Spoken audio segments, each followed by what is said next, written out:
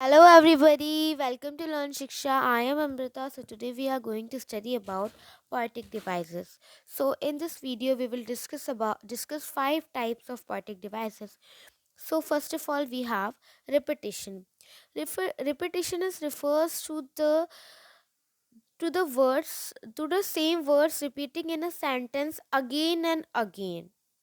So here we take an example like keeping time. So here time is repeating again and again and again. So this is very easy type of poetic devices. तो हमारा सबसे पहला poetic device है repetition. Repetition में कोई भी एक particular word किसी भी सेंटेंस में या फ्रेज में बार बार रिपीट होता है.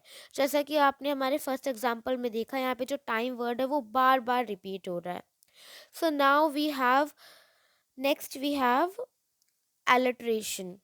In Hindi, alliteration is commonly known as Anupras Alankar. Now, alliteration is the repeating of the beginning constant sound of neighboring words. So here we have one example, that is each day brings new beginnings. So in repetition we will study that the particular word is repeating again and again, but in alliteration the starting word of the sentence is repeating again and again. So here you can see each day brings new bringings. So here B is repeating again in this sentence. तो हमारा next poetic device है alliteration. Alliteration को हम हिंदी में अनुप्रास अलंकार भी बोलते हैं. और इसमें जो भी सेंटेंस के लेटर्स के जो भी बिगनिंग के यानी कि स्टार्टिंग के जो कांस्टेंट लेटर्स होंगे वो सेम होंगे, वो रिपीट होंगे. जैसे कि आपने रिपीटिशन में देखा था कि वहाँ पे जो पूरा का पूरा वर्ड था वो रिपीट हो रहा था, बट इसमें सिर्फ वर्ड का स्टार्टिंग लेटर रिपीट हो रहा है. इधर बहुत सारे एग्जांपल्स हैं. लाइक हम नेक्स्ट एग्जांपल लेते हैं, travel down the dark and road. तो यहाँ पे जो डी है वो रिपीट कर रहा है 2 बार.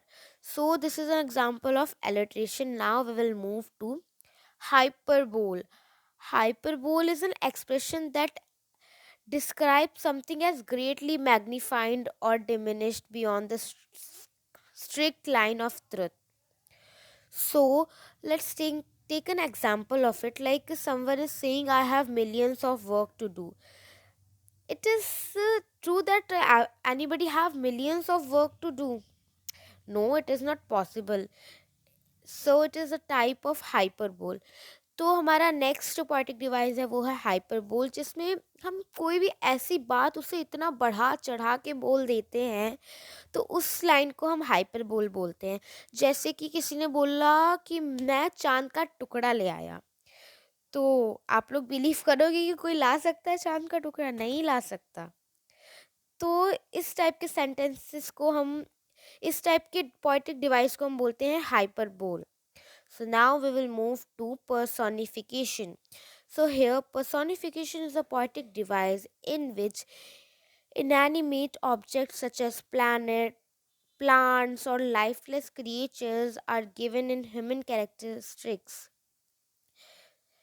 तो इसमें क्या होता है, कोई भी ऐसा कैरेक्टरिस्टिक जो लिविंग नहीं है, नॉन लिविंग है, लाइक नहीं, प्लांट्स तो लिविंग होते हैं, लाइक प्लांट, सन और भी जितने भी क्रिएचर्स हैं, उन्हें अगर हम ह्यूमन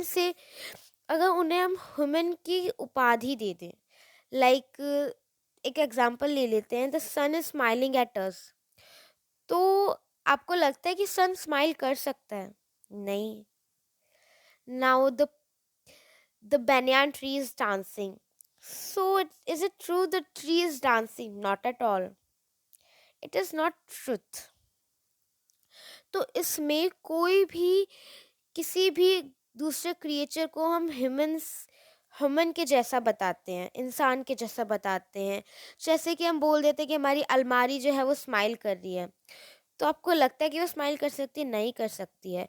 तो इस टाइप के पोएटिक डिवाइसेस को हम बोलते हैं पर्सोनिफिकेशन, जिसमें हम किसी भी चीज़ को ह्यूमन की तरह बताते हैं. उसमें हम ह्यूमन का लाइफस्टाइल ऐड कर देते हैं, उसमें ह्यूमन की कुछ कैरेक्टरिस्टिक्स ऐड कर देते हैं.